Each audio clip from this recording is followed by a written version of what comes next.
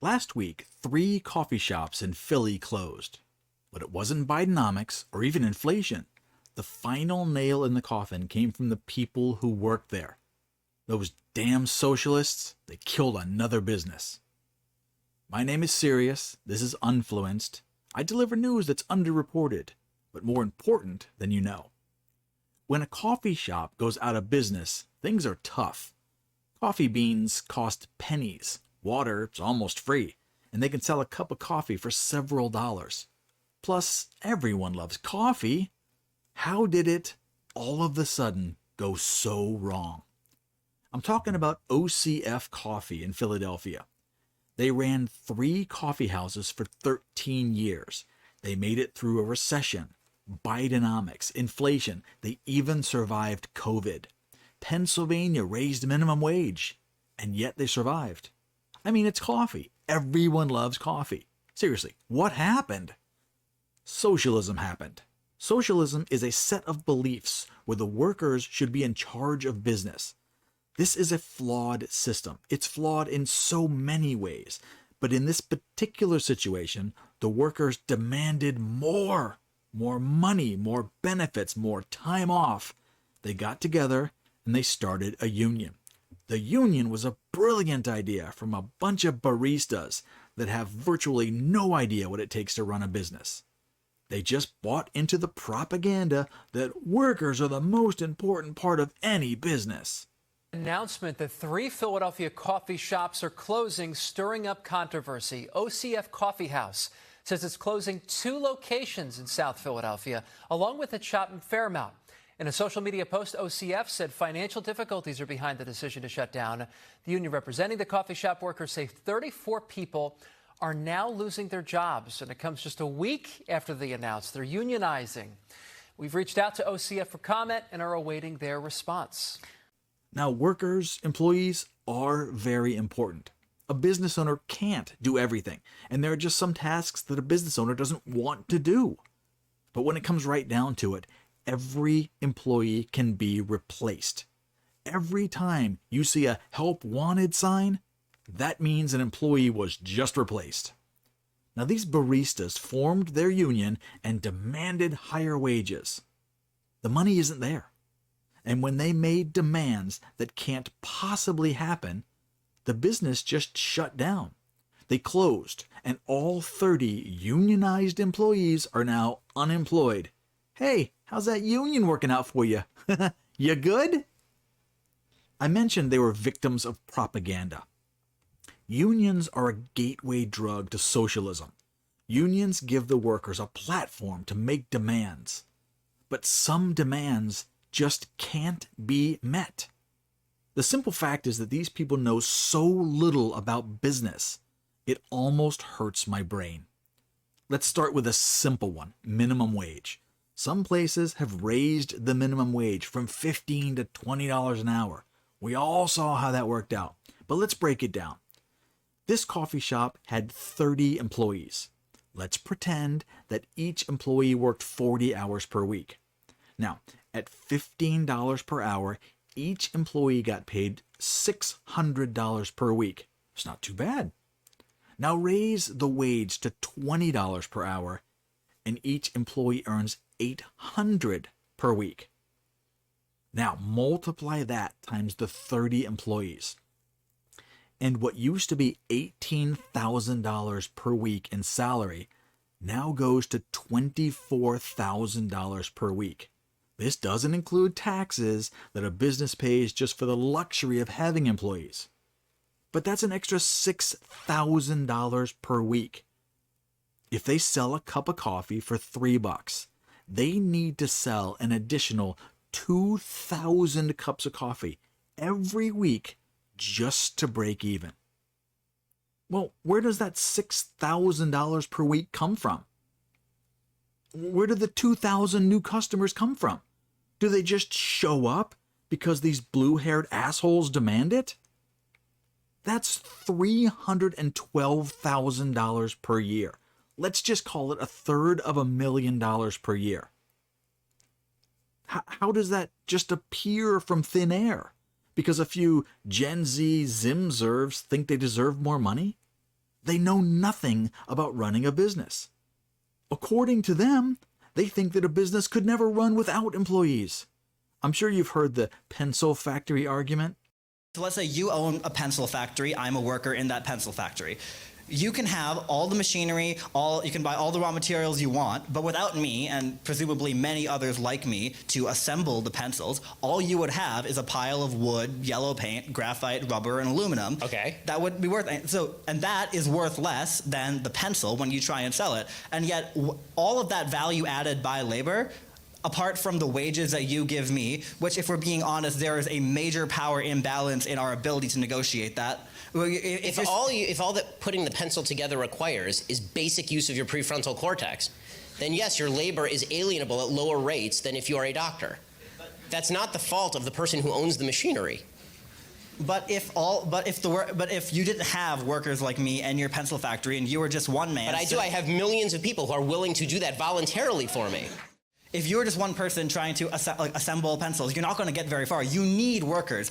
Capital needs labor infinitely more than labor needs capital. That's why you have worker cooperatives where the workers are the ones... I fundamentally disagree on the distinction between capital and labor. Capital is just a term for money. If you're talking about money, money does not grow from the ground. Money only has value because it was traded for labor at one point, or the products of labor. So if I take my money and I buy machinery, I have invested my labor in doing that because I didn't get the money from nowhere. Even if I got it from my parents didn't get the money from nowhere. The people who built the machines required me to trade something of value to them in order for me to obtain the machines. The people who invented the machines required people to pay them in order to get the patent to that machine so they could build the machine. The problem that I'm seeing in what you're saying is you have still failed. If what you're talking about is a system of voluntarism, you still have not named any area in which we disagree, and yet you're telling me that you're a socialist and I'm a free marketer. So one of us has got this wildly wrong, and I'm pretty sure it's not me. This is a concise example of propaganda. These kids absolutely think, they know, that pencils could never be made without employees. Now, Ben did a great job of breaking down that argument, but I can add even more. Who invented the first pencil?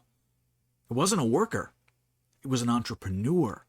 He probably spent years and a lot of resources making lots of pencils that didn't work. That takes money, time, and material. Who paid for all those materials? The investor, the entrepreneur did. No workers are ever involved during the creation of a business because that's where all the risk is. Now, back to the coffee shop in Philly. These 30 employees didn't come up with the starting capital. They were not around when the $20,000 industrial espresso machines were purchased. They were not around when the lease was negotiated. They were not around when the contract was signed to buy fair trade coffee beans from South America. They certainly weren't there when the owner was dealing with contractors to build the tables, counters, and kitchen, install the plumbing, deal with inspectors who had problem after problem with the electrical wiring. It's really hard to create a business from nothing. The socialists never had any skin in the game. When they showed up, the business was already created. The hard work was already done. They will never understand that. If starting a business was easy, anyone could do it. And that's where the argument finally falls apart.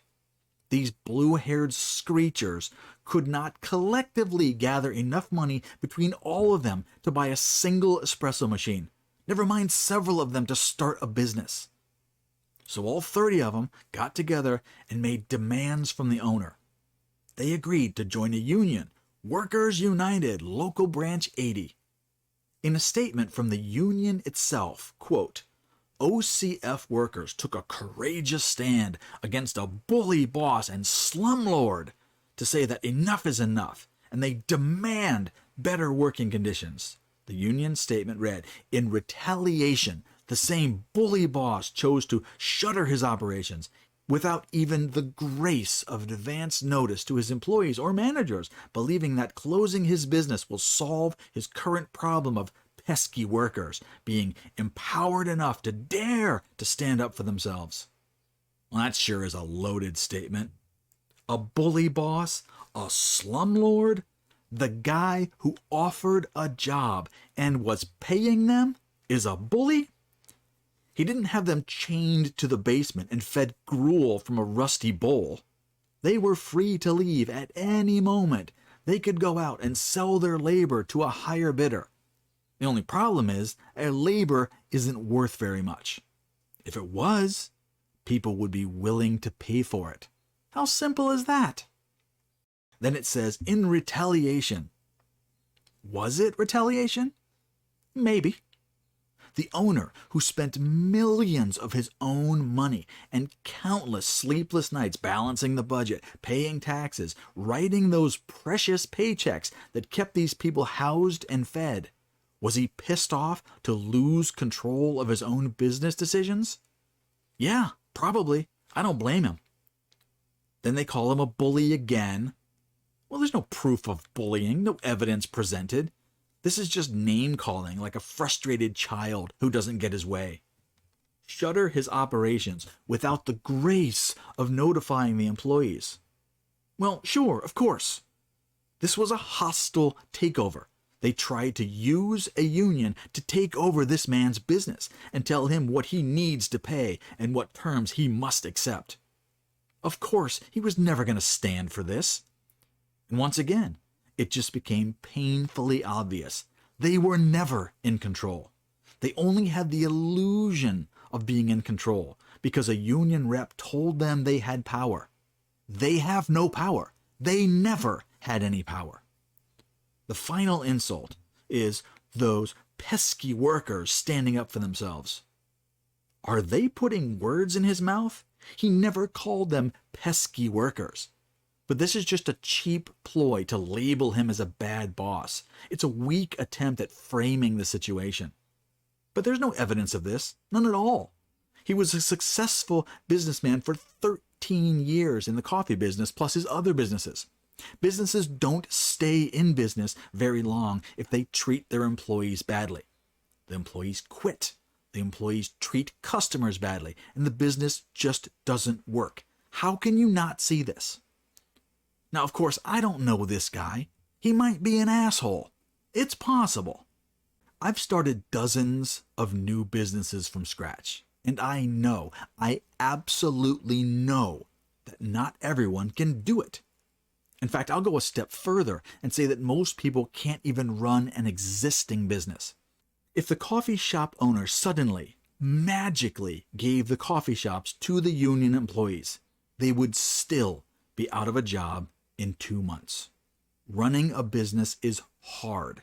You need to make thousands of choices every day. You have to gather information and balance the pros and cons to make decisions. Even the simple tasks need to be considered. How many cups to buy? Well, you need to know the volume of the business. You need to consider how often cup deliveries happen. Is there a promotion coming up where you need special cups? Is there a sale on cups and you have the opportunity to stock up and save now by holding inventory?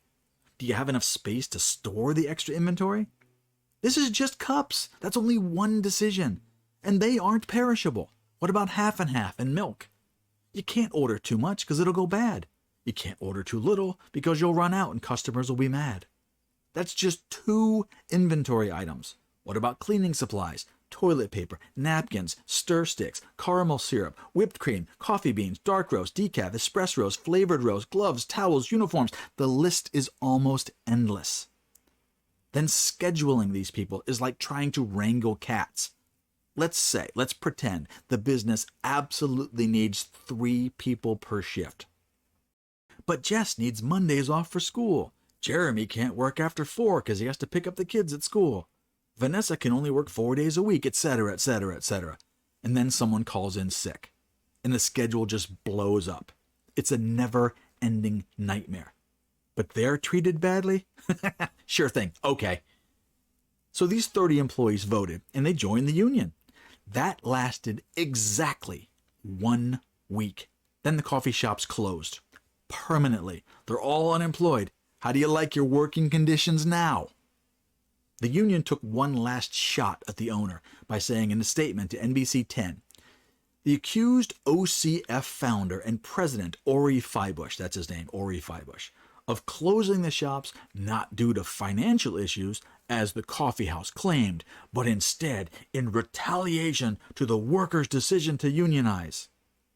Now, the owner claimed it was a financial decision. Well, yeah, of course it was. He couldn't afford the stupidity of uneducated people trying to take over his business. Was it also retaliation? Probably. But that's okay with me.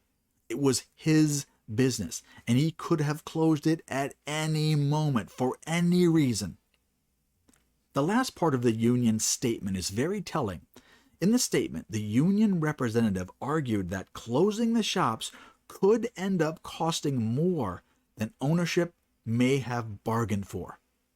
Quote, "We will be mobilizing a broad coalition of labor and community allies to make clear to Ori Feibush that the price of union busting in Philly will cost him more than a few cafes." Are they going to be hunting him down? Are they threatening him? It sure seems like it. How are they going to make him pay for what he did? Are they going to go after his other businesses? Are they going to go after his family? Sure seems like it. So how does this end? Oh, I can tell you, as a business owner, here's what I would do. Well, first, I would never start a new business in Philly. In fact, I would close and sell any businesses at the earliest opportunity. You see, the city is anti-business if they support this witch hunt and prosecution. Persecution? Could be both. You can start a coffee shop anywhere. Just pick a different city. Now, to the businesses that are already in Philly, what does the future look like for you? If you start hearing rumbles about unions, you shut that down immediately. If your employees vote to have a union, you will lose your business. Every time you want to make a change, you need to consult a union rep and ask permission, see if it's okay. Also, you better hire an attorney, and you better have them on call 24/7. That's going to be really expensive. But every time an employee has a blister, you're going to get sued for an unsafe workplace. I understand why the coffee shops closed. I would have done the exact same thing. Socialism kills business. They always have. Socialism is evil. You got any thoughts about that? Let's talk about it. Leave a comment. Oh, and hey, that dislike button, still down below. If you disagree, have at it. See you tomorrow.